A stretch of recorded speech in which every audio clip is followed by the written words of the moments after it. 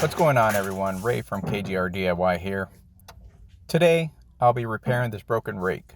Now, I could have thrown it away and bought a new one for $15-20 since these things don't cost much, or I could get a costlier one that may be more durable, but a few things are stopping me from doing that.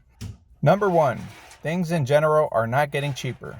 $15-20 does not seem like much, but in these hard times, every dollar counts. Number two, the actual rake itself is not broken. It can still rake pretty good. The only thing broken is the wood handle. And number three, I enjoy doing simple repairs. If I see something that can be fixed and still be used, then I'd rather get it repaired. It is important to learn to repair things, especially small things like this, because I feel in my case, I cannot just be throwing stuff away and buying new things all the time. It is important to find alternate solutions to simple problems. I am not fixing a jet engine here. This is a simple repair that I can take on myself.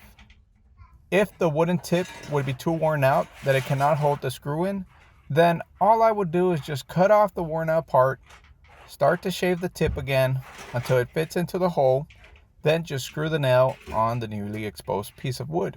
However, the tip still seems to be fine on the other side for now. So I will just be flipping the handle and inserting the screw into the part that has not yet been perforated. This will hold for a few more months. Eventually, when the time comes for me to fix it again, and if the actual rake is still in good condition, it will take me a few minutes to repair again. But at least I won't have to spend money on a new rake yet. By the way, if you're enjoying this video, please like and subscribe to help out the channel.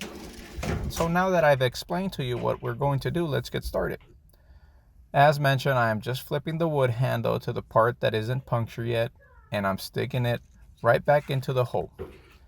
Now that we've stuck the handle back into the hole and it feels snug, we'll proceed to tighten the screw. We just put a little bit of pressure to get the screw to go in. It'll be hard at first, but eventually it will go in. Once the screw is tight, then we can just give it a little pull to ensure the handle is secured in place. After that, we just put it to the test. Let me know in the comment section what you would have done. Fixed it or bought a new rake? Is it worth spending the time fixing it?